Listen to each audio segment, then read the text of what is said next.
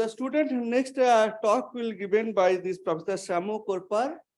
He jointly hold a position in JSI, Slovenia, and also Maribor University, Slovenia. Actually, he worked in many different experiments. I just read it, few of them, many subject of this, not just the experiment, many detector concept. So of course, he is an expert in Cherenkov detectors. He works in this positron emission tomography, developed the aerosol detector, which is the part of the aerosol particle identification detectors. He has worked for the data acquisition systems. He worked for the gamma ray detection, image reconstructions, certainly the photo detector, different kind of photo detectors, radiation and electronics, scintillator detector, solid state detectors, and this position sensitive particle detector. And also he worked with the multi-wire professional chamber. So he has a wider view on all the detectors. And to identify the particles, you need all the ingredient of all the detectors. So that's why that he is an expert in particle ID. And he is also a co-author of this a book called the Particle Identification Methods. So you can assume that why we choose him as to talk you with the particle identification. And another thing I have to just tell that I told you that the school date is chosen of 12th February because this earlier school was held here in 1993, 12th February. I was one of the participants, and he was also another participant in that school. So now that time he was a student, now the teacher. So I hope after a few years, some of you will also give a lectures in ICFA school. Okay, Samo. Okay, thank you. Thank you very much for this kind introduction.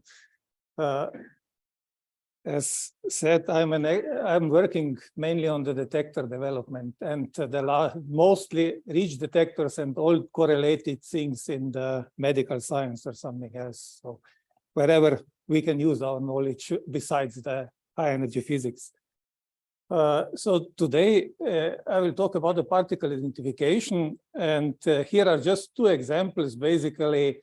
So what we do in high energy particle physics, you all know that basically we collide particles and then they decay, most of them very quickly, and at the end only few remains that leave the trace in the detectors, and those then leave the tracks in some detectors, then some special high energy depositions that help identify them, let's say like in this case, or we have a specialized detectors that actually serve more or less only the purpose of identifying or discriminating between particles. And these are mainly based on the Cherenkov radiation.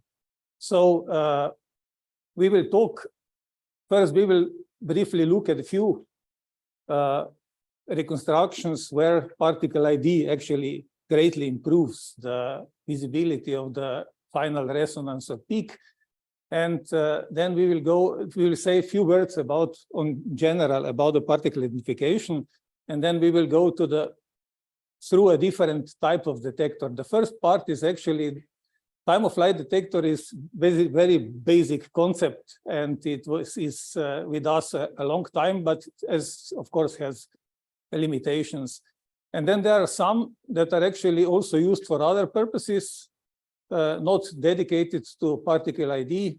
And as I said, the Cherenkov-based particle ID devices are usually only installed for the purpose of separating between particles. So Cherenkov-based, there is a basic one, threshold one. Then there are imaging detectors and the detectors that internally propagate the light within the sort of a light guide quartz bar to the outside of the detector, where there is more space to put your detection devices. So why do we need? There are a few examples. This is from an old experiment where I started more or less my ridge building career, Hera B at DESY a long time ago. There was we will see some more slides later at ridge detectors about this experiment. And this was a typical event, basically a lot. This was fixed target experiment where protons were hitting the wire inside the beam pipe. And then a lot of particles were produced, many pions in there. And if you wanted to see a kaon, then you really need to have a good suppression in particle identification. So this was, of course, you start with tracks, you pair two tracks together, you calculate invariant mass, and then you try to see the peak of the phi meson, which is produced from two kaons. And if you combine all, including all the pions in the event, you don't see basically nothing here. But after you apply the selection criteria based on the Cherenkov detector, you can see that the phi peak nicely sticks out. So this is the idea. Why do we use it?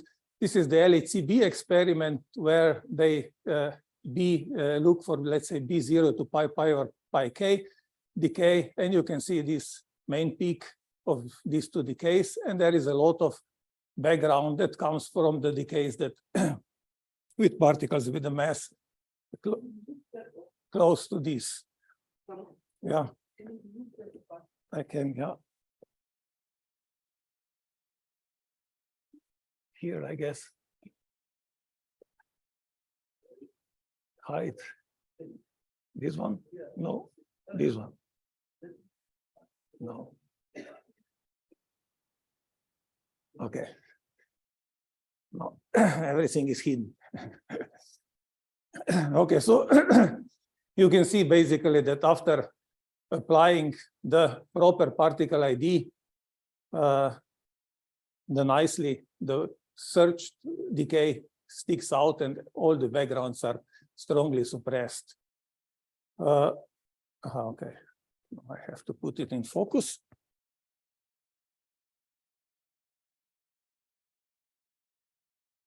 So now, as I said before, we actually do the collision and then we get the decay product. Some of them are short-lived. This is so-called golden event at Bell or B factories to study CP violation in the B system. And in this case, you get epsilon resonance and then for S, and then you get two B mesons, B and anti-B, that decay further. And at the end, you get the particles green here and green here that actually interact with your detector. So there are only few kind of species. We will see the table later that interact, and you have to measure and identify or separate between these species. Now, typical experiment, I choose Bell because also quite few slides will be on this topic. So you can see you have usually a tracking, a very precise tracking inside, and then more coarse tracking in this type of, let's say, drift chamber, which is also used then to measure specific ionization and to do some particle identification. Electromagnetic calorimeter can also help identifying particles, also detects neutral charged or electromagnetic interacting particles. Then there is a time of flight counter, which is dedicated PID device, aggregate threshold Cherenkov detector, basically, that is around here, which is also dedicated for particle ID. And on the outside, you have basically outside the magnet yoke, you have a detector that basically detects muons that penetrates through all the other detectors and leave the traces there. And it's also basically a sampling hadron calorimeter to detect neutral long-lived K mesons. So this is also part of the identification in the detector. Here is the list basically of some particles, the ones that basically were shown before. And these green ones are long-lived enough to leave the trace in our detectors. So from the leptons, there is electron and muon somewhere. Here directly. And this is the lifetime in the reference frame mass. And this is the range estimate basically for beta gamma 1. So just the lifetime times the speed of light. And you can see that muons actually before decaying to electron and neutrinos, they live long enough to travel very long distances. A charged pion travels also long enough, far enough, long-lived neutral kaon, as we saw before, also lives long enough. Charged kaons live long enough to travel far. Proton, antiproton are stable, unless, of course, antiproton annihilates with a proton. And neutron, basically, or anti-neutron also live long enough to reach our detector. So these green ones directly leave the trace. All the others are basically identified or reconstructed with measuring these particles. So, as we said, since we only have a certain number of particles and they differ discretely by mass, we can identify basically by measuring the mass of the particle somehow. So this is typically done for charged particles. The neutral particles are detected in colorimeters, as said before. The charged are then only 1, 2, 3, 4. D is for neutron, which also emerges sometimes from our experiments. So you will see the traces of them, but the first 5 are actually the ones that are the most important. And these are the formulas that we are all familiar with, relativistic formulas for momentum and energy.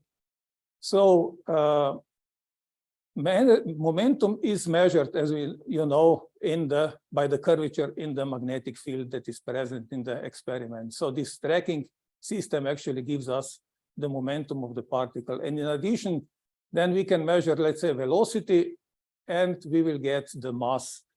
And different ways to measure the velocity are time of flight. The simplest ionization loss is also related to velocity of the particle. Cherenkov radiation is related to velocity of the particle, and transition radiation to the gamma, so also to the velocity of the particle. So these detectors, basically, we will go through. Today is the plan to do all but Cherenkov detectors, and then tomorrow focus on the Cherenkov-based detectors. So some of the particles, others are identified by their specific interaction. Let's say electrons, although they are also identified at very high momenta by transition radiation, they are mostly identified in electromagnetic colorimeters. There will be special session on colorimeters, so I will not talk anything about colorimeters, but simply because they quite quickly, the ratio between energy and momentum becomes 1. So they are identified by this ratio in the colorimeters. Muons, as we said, muons have actually a very high penetration power. They mostly lose energy by ionization loss up to very high momenta. So they travel through the colorimeters and other detectors. You can see here a trace of muon, and then it goes out through the magnet. So it bends then the other direction because of course the field changes, and you can see the trace of muon here. So this is typically the way at high enough momenta that muons are identified. At lower momenta, they don't penetrate through, and in lower momenta, other detectors try to help with identification of muons. Here also you can see for neutral detectors, let's say gamma photons are detected in electromagnetic colorimeters, and long-lived neutral kaon in hadronic colorimeter, basically in this case, this outer detector, which is combination of sampling colorimeter, hadronic, and muon chambers. So these are typical identification techniques. And now let's look at one example, how this is covered by different detectors. So usually most of the others are somehow covered. The main task usually remains to separate kaons from pions in the detector. It is also true for the B factory experiments, where one of these could be used for tagging of the flavor of the B mesons. And it was important to really properly identify kaon in such an event that was shown before. So their tagging kaons are relatively soft. Then we have two particle B decays, let's say pi or kk, that actually have a very high momenta and go in 4 pi around. The similar decay B meson to D and K, and also covers high momenta a bit less because the mass of the D meson, but also goes in all direction around in the detector.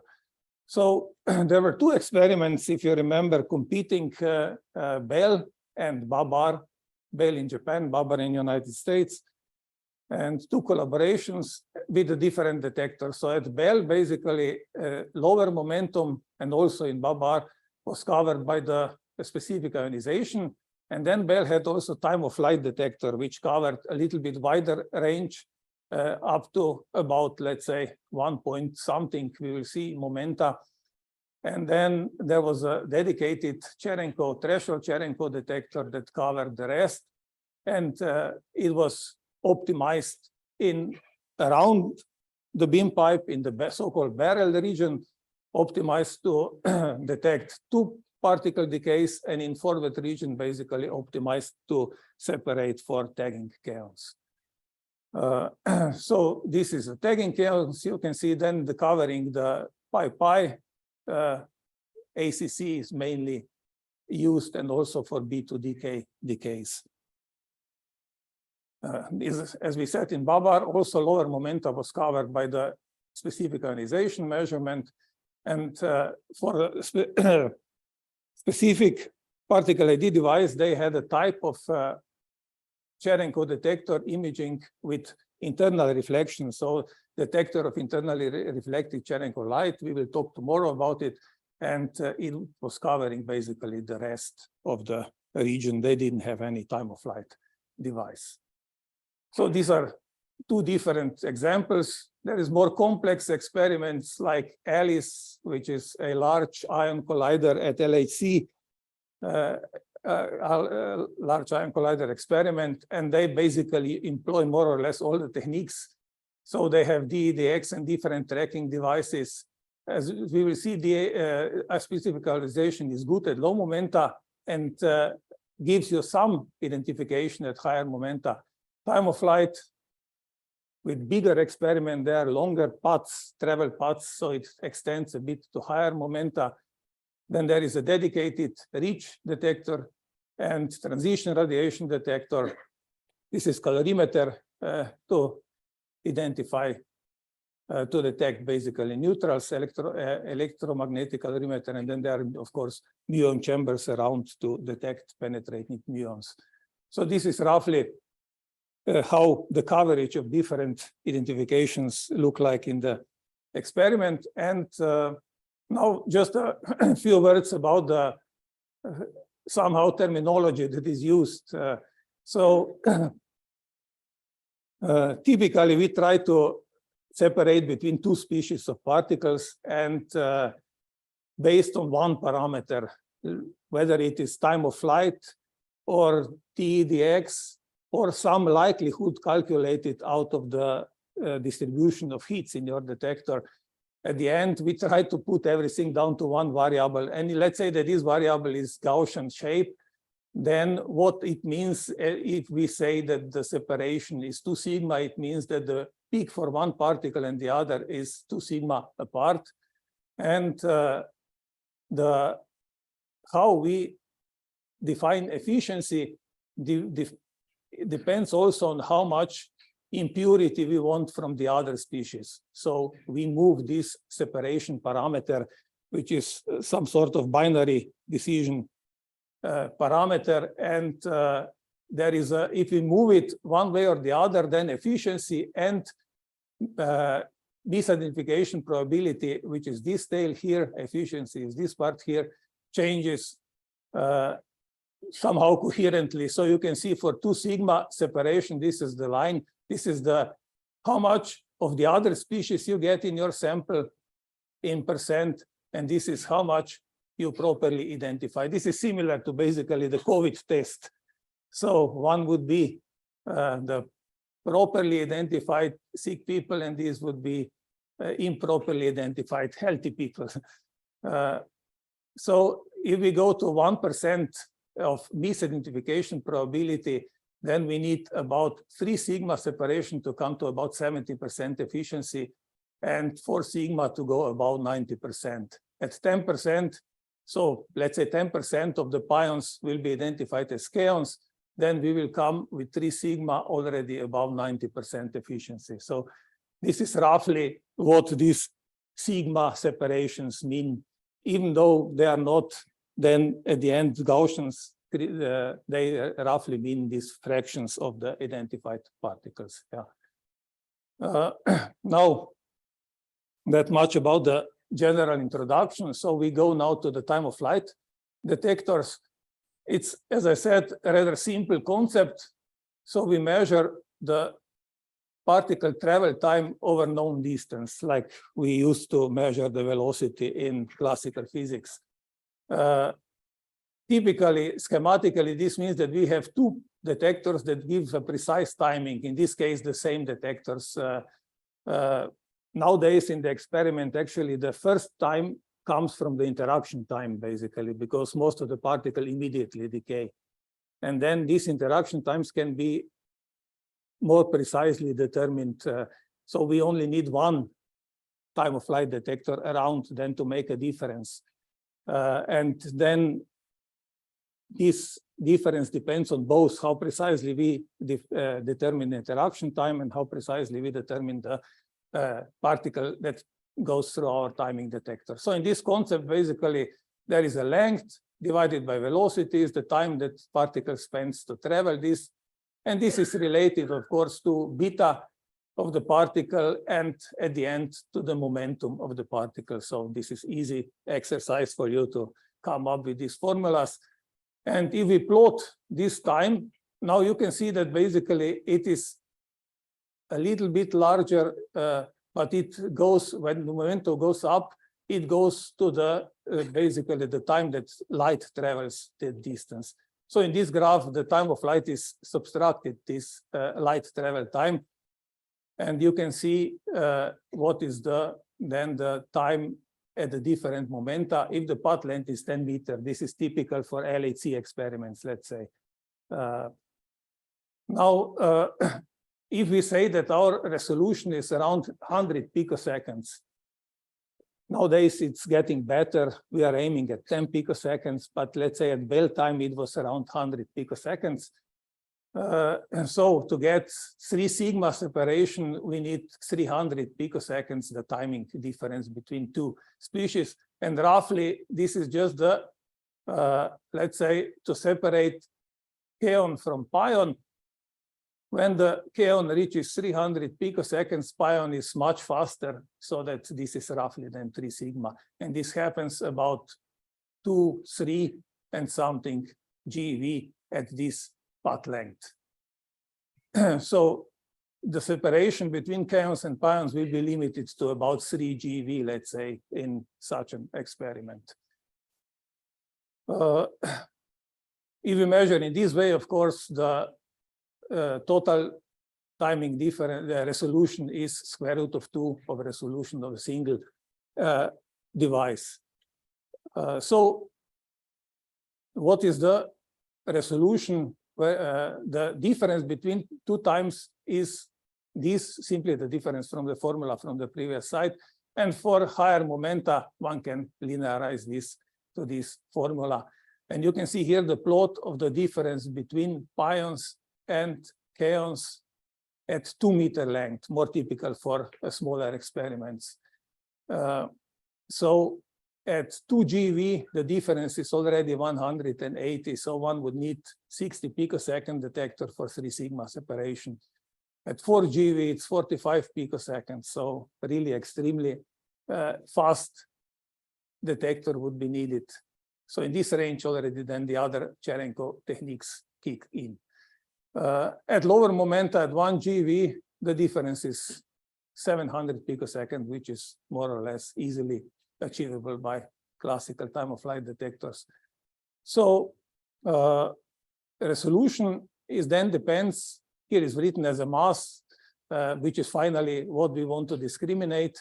Relative resolution, of course, depends on the track quality information on the momentum, but this is typically on the order of 1%, so it's much smaller than the rest. Then the other two, the length, which is also typically well defined, but at the end, you actually have to take into account the curvature of the track and reconstruct the proper length, which is all then also burdened with some errors. But this is typically still below 1%. So the main contribution at the end is time resolution on the timing. And this scales then with the Lorentz factor. So at the end, you really need a very precise timing detector. This is an example of Bell time-of-flight scintillator counter. So it was basically a 2.5 meter long plastic scintillator with a cross-section few by few centimeters, and it was read out by PMTs on both ends, and these PMTs had to operate in magnetic field. So the fine mesh PMTs, fine mesh means that the dynode structure is made of metal mesh, is used, which can operate with reduced gain in the high magnetic field.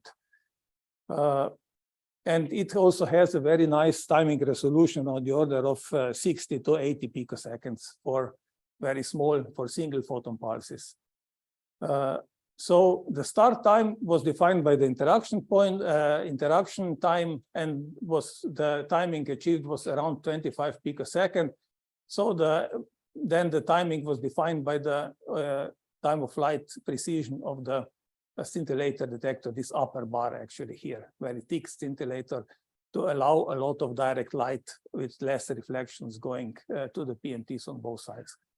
Of course, the timing then on one side depends on the, first of all, scintillator, but this at this level is actually not really important. The decay time of the scintillator is typically on the order of few 10 nanoseconds. The plastic scintillator is on the order of 2 nanoseconds. And then the first photon, if it's only exponential, the first photon actually comes with a distribution that is shorter by the number of detected photons. So if it's 2 nanoseconds and you detect 100 photons, in principle, it would be, let me see, it would be 20 picoseconds. If they would all straight decay and decay by exponential, it comes straight to you. But of course, the main actually variation comes from the traveling of the photons inside the quartz. And longer they travel, more in time they spread, worse get the distribution. And this you can see actually here. So this is the timing measuring on the left side as a position, and you can see that it gets worse when the track goes to the other side. And this is the same for the other side, the PMT on the other side. And then if you combine properly with proper weight, the timing, then you come all over to around 100 picoseconds or better in such a detector. So this was designed then to cover the pion and kaon separation. Even 2 sigma is not so bad. It covers the separation 2 sigma up to 1.25 GeV. And you can see how many sigmas with the momentum it provides here. So 2 sigmas come somewhere here in this region. Yeah. So this is one example. The other possibilities nowadays, actually several different material. This is the gaseous detector, the MRPC, so resistive, multi-layer resistive plate chambers. You had the gaseous lectures on gaseous detectors. So there are several gaps actually in between the high resistive glass, which acts as an electrode. And then between there is a high field, linear field. And when the charge is deposited by ionization by the track, this charge is amplified in one avalanche. And then the signal actually is detected by only 2 electrodes. Here you need to understand how the signal actually develops inside the detector. It's not detected when the electrons come to the electrode, but all the time when the charge is moving inside the detector, there is induced charge on the electrode. So charge traveling from this point to this point makes a certain pulse. And then, of course, because these are high resistive plate, charge stays there for some time, stays there for some time and then diffuses slowly. So this part of the signal you don't see, basically. So you see a very quick, fast signal. And because you have multi-layers, then this is summed up and you have a larger signal, which is important for good timing, because the other contribution is, of course, the noise of electronics. And you, for really get a good timing, you need a very high gain multiplication factor in your device, a lot of signal to really get a good timing out of your electronics. With the low signals, you need to use longer shaping times, and then, of course, timing is immediately worse. So this is the concept, and this is actually very far away from interaction port. There is a T0, again, defined by the interaction inside, and you can see basically time of flight, beta deduced from the time of flight, and this is momentum. And if you look at kaons and pions, you can see the separation, let's say somewhere here, which would be 2.5 or something like that GeV. Here, they become close to 2 sigma or something like that. So a longer path extends the identification, and also faster detector. The timing at the end is 80 picoseconds or even better. Okay. There was another slide, but I'm afraid it is hidden.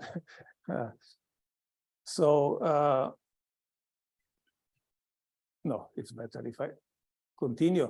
So to finish with time of flight detectors, as I said, there are many different detectors nowadays that provide very bright, very fast scintillators like LISO with very fast photon detectors.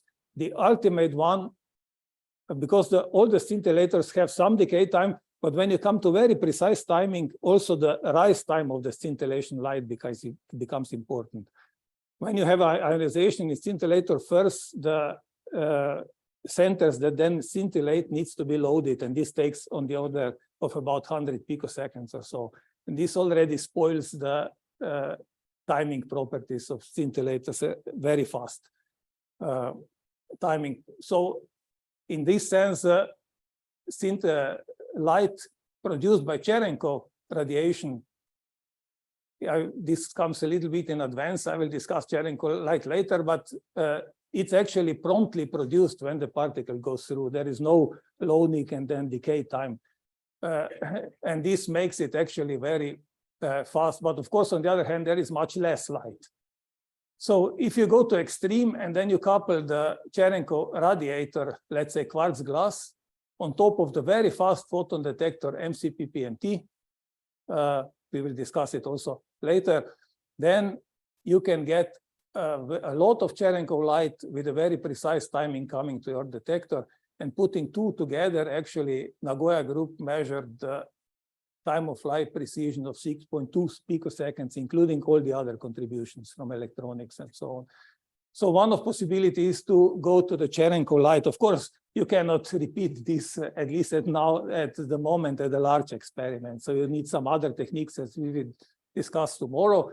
But Cherenkov light is one of the things that can improve. And there are these low gain avalanche diodes that are used nowadays, introduced for tracking in high energy physics, that are also have a higher charge in silicon detectors that also can provide better timing than in addition to tracking. So several different possibilities. And with this, the time of flight extends slowly up to 10 GeV, let's say, at large experiments. But of course, it will always be limited.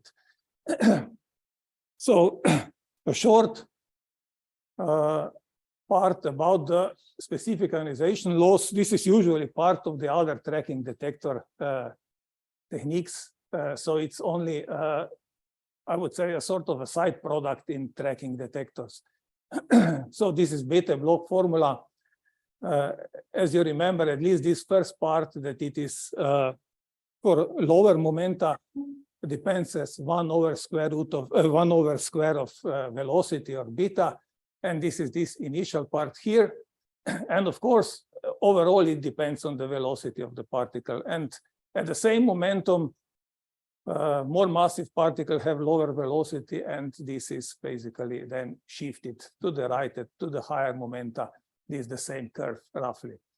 So now, what means the lower momenta? Up to somewhere about half a GeV, this curve hits the minimum, and then this part relativistic rise kicks in.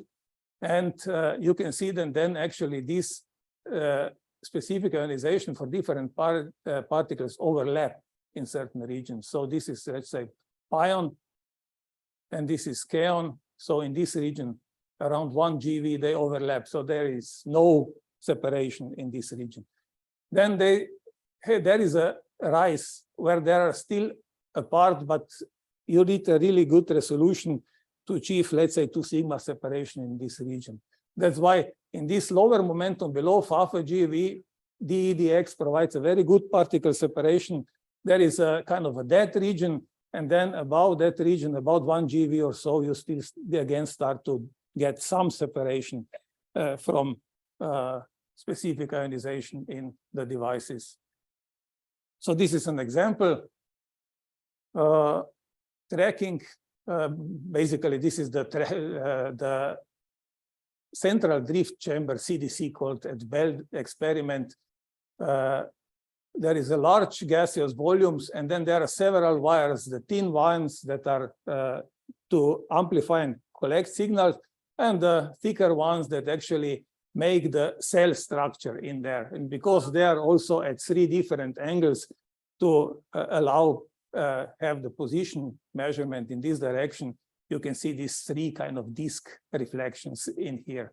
So there is a lot of wires, and each set of wires forms a cell just schematically plot here. And when the particle goes through, you get this specific ionization, and then this actually is collected. The timing gives you the more proper position, and the amount of charge actually combined from several cells. You can see a lot of cells in the particle track. Combining the charge from a lot of cells then gives you, and averaging gives you the average DEDX. And you can see then for pion, kaon, as we saw before, somewhere up to half a GeV or a bit more, there is a good separation, and then there is no separation here. And then they again split a little bit in this region, not very well seen on this plot. Now, this specific ionization, you know that it's not basically very low momentum electrons. They have a certain spectra, and there are some with very high 10 kilo, 100 kilo, or even more energy. Electrons are kicked out of the material. And this produces, if you look at the 1 wire spectrum, of course, this is the average somehow of the low ionization, but then you have sometimes a very energetic electrons, delta electrons, that are kicked out of the material, and they produce a very long tail, which then when you do the average makes a very high fluctuations. And to reduce this, basically what is typically done is to make average, so in a way that you discard, let's say, 30% of the largest heats, you make a cut, and then you make the average of the rest to get a better separation or better resolution. So this comes then from 4 wires, and then so on. You have several wires, 50 layers or so. So you get a resolution down to a few percent typically in such detectors. This is already an example that I showed before.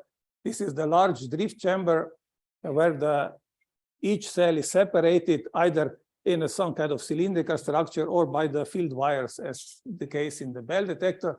This is the large time projection chamber. This is the large volume. You probably had it in gaseous detector, large volume with a constant field. When the truck goes through, actually the charges drift down to your detector, wire detector, and from the time you get the position, and from the charge measured at different points, you again get the samples of the DEDX along your track. You do the averaging, and then you get the similar plot as here. This is the ALICE, a larger experiment, as I showed before, at LHC, time projection chamber, which is used for tracking and also for DEDX. So pion again and kaon again meet somewhere about 1 GeV. And then after that, pion goes here and kaon goes here. So there is some separation here, but depends very much on how well the resolution is done. typically there is a chance to slightly improve the resolution because there are two things actually in the interaction. One is how many times the electron is kicked out of the material, and this follows the Poisson statistics. And the other one is how much charge is deposited, and this has the tail because of the delta electrons, high energetic electrons. So in principle, it would be much better if you would be able to count how many electrons were kicked out. Then you would get nice Poissonian statistics along the track. But this is not usually possible. And there were several attempts through the years, and I haven't seen this really implemented. So the last one that I saw was for Super B. This was the detector that would, in principle, succeed the Babar experiment, but it was then canceled. But they actually studied the performance. So if you look at a drift chamber in one cell, then the charge is deposited drift over your anode. And because they come in a kind of discrete way as they were produced along the track, they produce basically separate pulses. And if you make the waveform sampler so that you actually measure the pulse height versus time, you could count how many pulses you got. So you would get some information on how many ionizations were there, not only the amount of charge. Now, let's say just to look at this plot, muon rejection efficiency without using this cluster number information, this red line, and with using the cluster information, a bit more of muons are rejected, let's say, as not being pions or in this experiment or in this test. So there is a slight possibility to improve, but it's probably much more work than it's actually worth at the end. So it's at the moment not really implemented. So these are the first two techniques, and then there is a transition radiation detectors. These two are actually, as we have seen, for lower momenta. So the time of flight goes up to 1 GeV, 2 GeV. With longer flight paths, more precise detector, maybe it will go to 10 GeV in 10 meters and 10 picosecond resolution. Specific ionization covers up to, let's say, half a GeV, and then there is a gap, and then it gives some identification above, let's say, 1.5 or 2 GeV. Then there is at very high momenta, basically for electrons, one can use transition radiation detectors. We will discuss this now. And then there is in between a very large gap between few GeV and 100 GeV that is basically covered by Cherenkov-based PID devices. So transition radiation is sort of a dipole radiation that happens at the boundary of two dielectric media with different refractive index or different speed of light. When charged particle goes over such a boundary, you can actually statically plot the field, electric field at the boundary by using this charge mirroring technique. So you had to add additional 2 charges to make a combined electric field. On the other side, the field is basically the same shape as for the one charge, and on the side where the charge actually is, it's combination of 2 charges from one and the other side. So there is a change in shape when the particle goes from this side, from the others, these 2 charges change, and the shape of the field also changes in one on the other side. So there is an abrupt change of electric field, which in principle is change of the dipole also of these imaging charges. And whenever this happens, we have emission of electromagnetic waves. Now, the formulas are pretty complex, but the main thing is that at the high momenta, where we get enough of these photons to be useful, the angle is very small, actually. We are talking about a Lorentz factor of 1,000.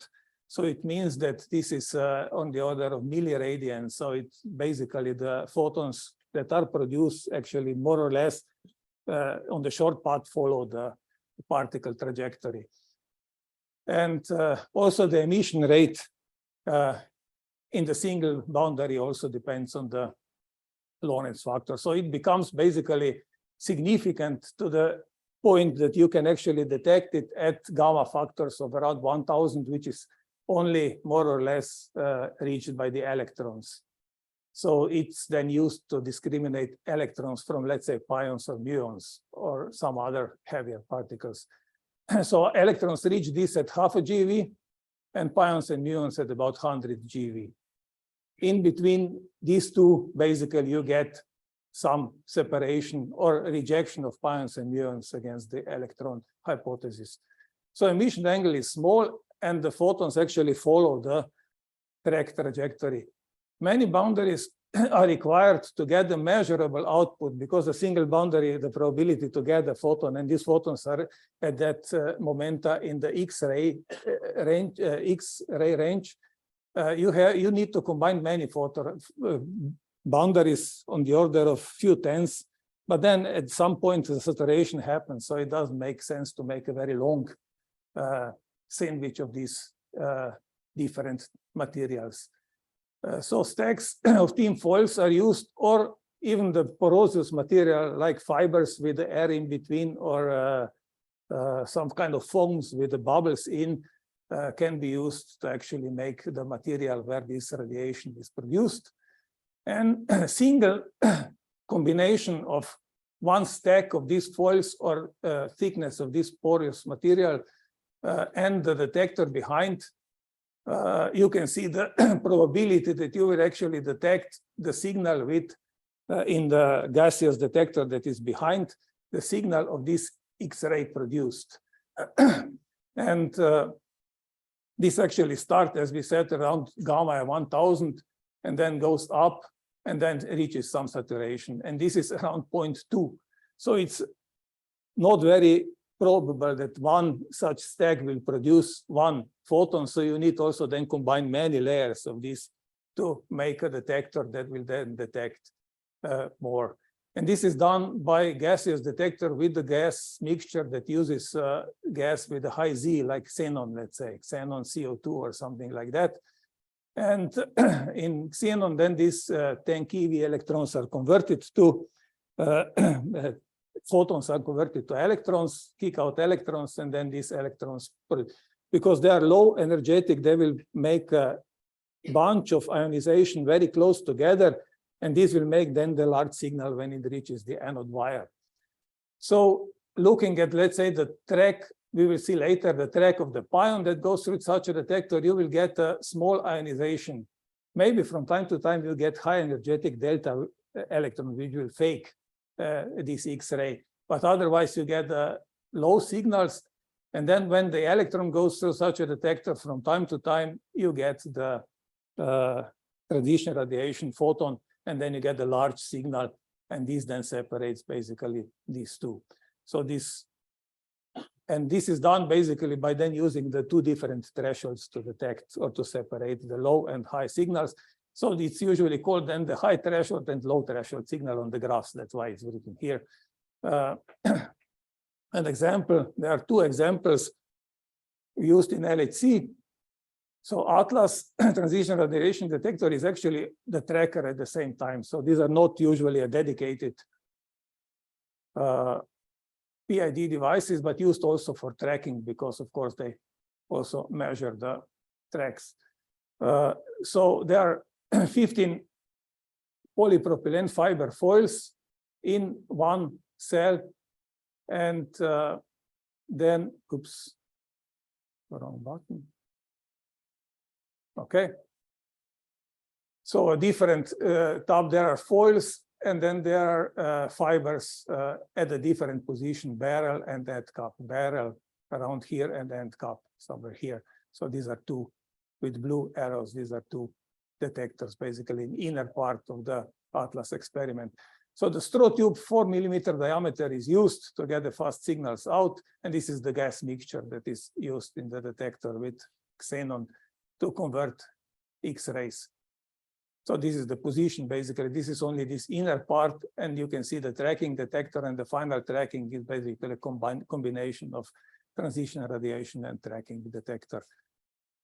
This is the cell. So there are these foils or fibers inserted over the straw tubes, and in this, when track travels through, produces X-rays, and this then makes the extra signal in the straw tubes that are part of the detector. And this was the picture actually from here. This is an event with the inner tracking and then this outer tracking somewhere here.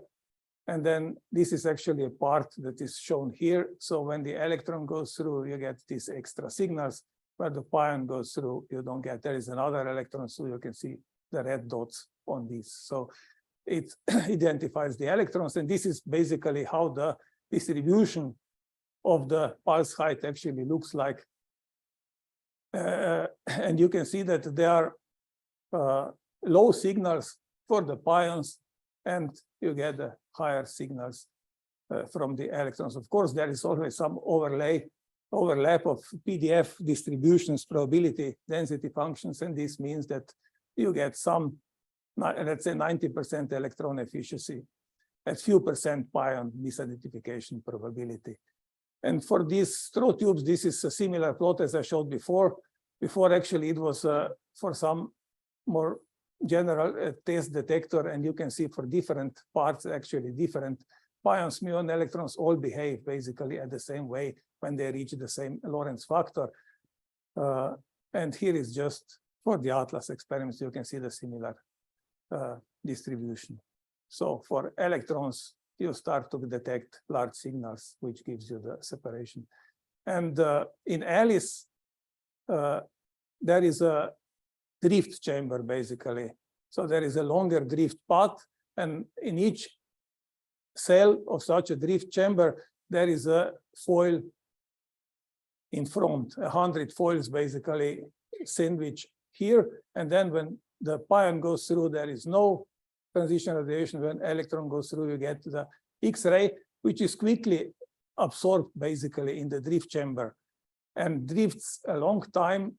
So you can then separate the signals with the transition radiation signal, because there is a large signal at the end due to this X-ray deposited at the very beginning of course, not all are immediately here. So you have kind of exponential decay, but this is the average signal with the transition radiation electron. And there are different techniques, truncated mean, some kind of likelihood neural networks that then give the separation. So if we look at the 90% electron efficiency, we are at the percent level or even below of the misidentification of pions in this detector. So it works very well. Okay. So, yeah. Yeah, okay. I basically came through the program of the first day. Tomorrow, now we can say a few words already today about the general properties of the Cherenkov light. And then tomorrow we will have the detectors to use these 5 minutes. Yeah.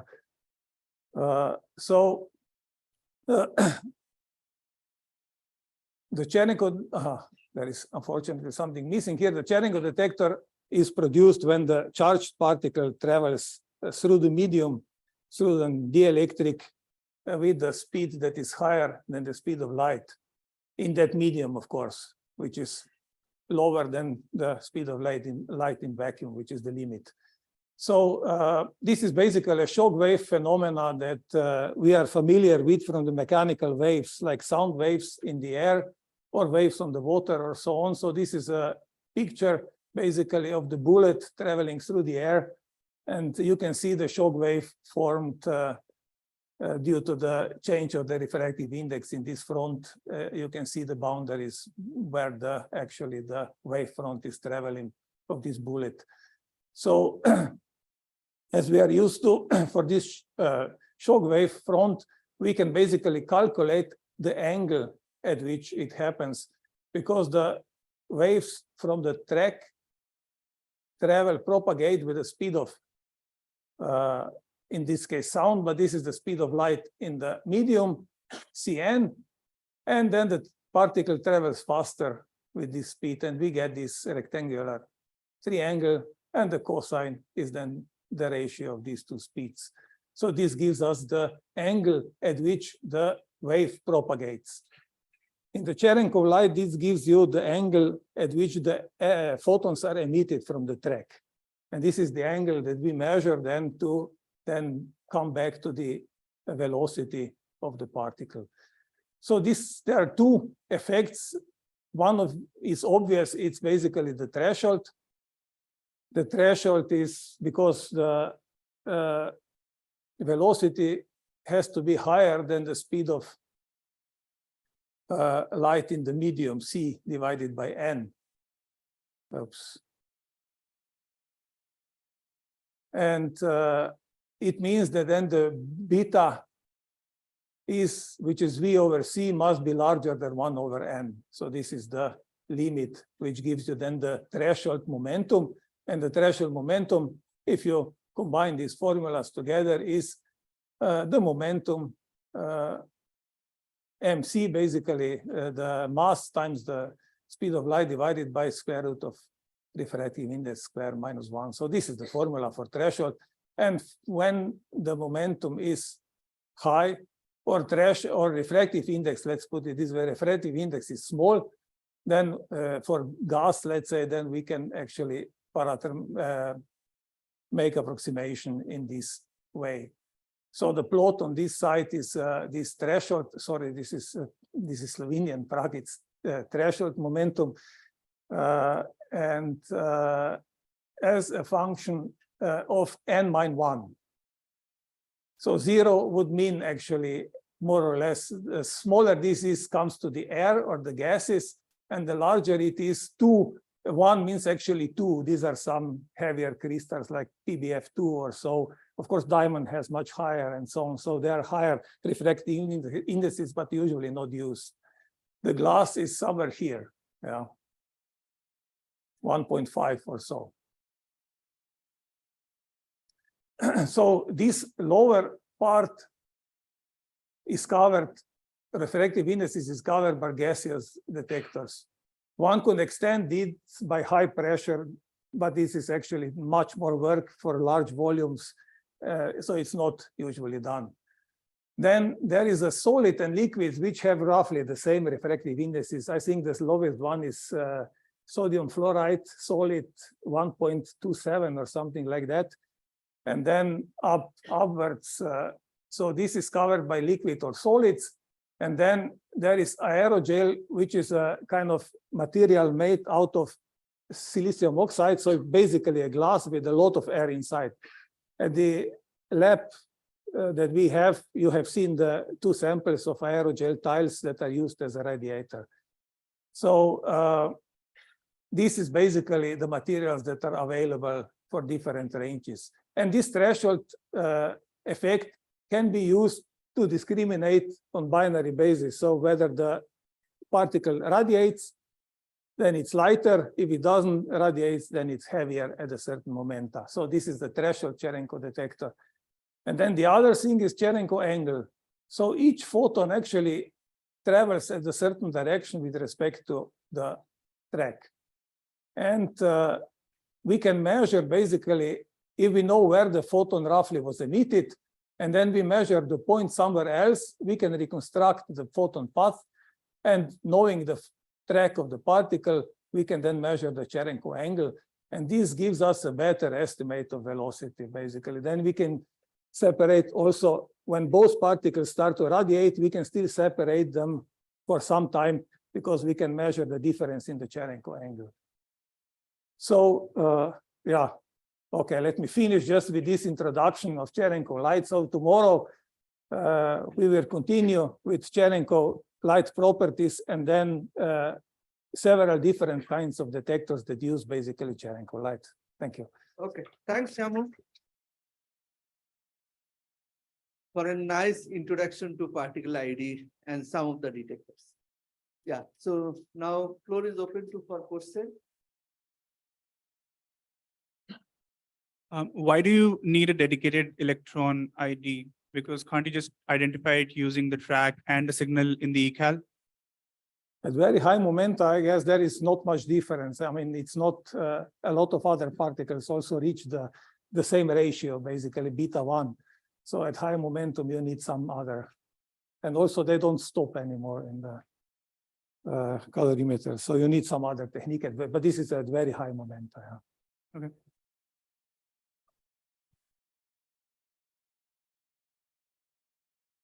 Very nice talk, sir. First of all, I want to ask one question that is there any possibility to detect the weakly interacting particles? Is there any possibility to detect the weakly interacting particles like axions or other particles? Not really that. You mean like neutrinos or? Yeah. Yeah, basically, as you know, this is basically very, very rarely interacts. So of course, there are special detectors for neutrino physics that use a very large volumes. And then after interaction, you actually reconstruct this by detecting electron or whatever is produced muon in this interaction with the matter. But directly with weak interaction, you don't, I mean, detectors basically detect either hadronic interaction with nuclei or electromagnetic interaction. On what does the amount of Cherenkov light produced depends on? I mean, what are the factors on which this depends on? This is actually the next slide. So if you allow me, I will postpone this for tomorrow. Okay, thank you. Thank you, Professor, for your wonderful presentation. Why the muons particles moves faster than Cherenkov light? Is this only due to Lorentz factor or something else? When the neutrino interacts with the atomic nucleus of the medium, it can produce charged leptons such as an electron muon or tau. But why muon neutrino is of high research interest than others in spite of its heavier mass? So I think context is not appropriate. We'll talk later. It was. Yeah, we'll talk about later. Yeah, I didn't, sorry, I didn't completely understand. It was long question. I had parts of them I didn't understand. It was about. No, this is not this context. Okay, I'll make short that why. We can discuss maybe later so that you can explain me what was exactly the question.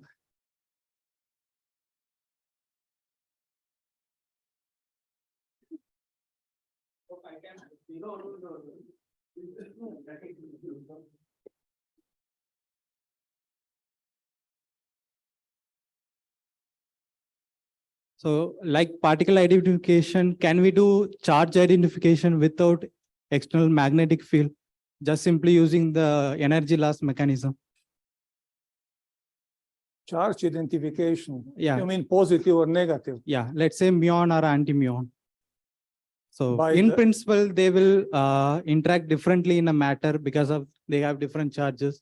So can I use that feature along with their In that momenta, probably very small difference would happen.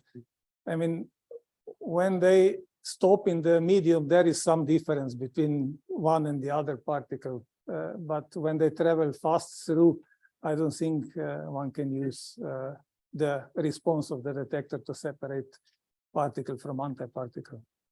I mean, for strongly interacting particle, there is some asymmetry in the interaction, but it's hard to say. I mean, you can on the average say that there is a difference for kaon or anti-kaon when they travel through the matter, because there is more matter than there is no antimatter in the material. But on the event by event basis, I don't think there is a very much difference. Is that difficulty comes because of the limitation of the detector, or is actually from the interaction mechanism itself is very small? Which one? So is that limitation comes because of the detector performance? So as he says that only for this kaon, let's say K plus and K minus, the interaction of the materials, there is a slight difference. But there's a very small difference. That in this detector, what he's talking about, in that detectors we cannot distinguish. Because this is the natural properties of that particle. Pion and kaon of this electron mass are very much different than properties used. But that the K plus and K minus, that restriction is not very much in the particular ID point of view. So not from the detector main physics point of view, you cannot. I'm sorry. No, it's okay. Thank you. Thank you. Yeah, okay. Yeah, so if there is no more questions, thanks Samo for today's talks, and tomorrow you will have an. Now go for lunch.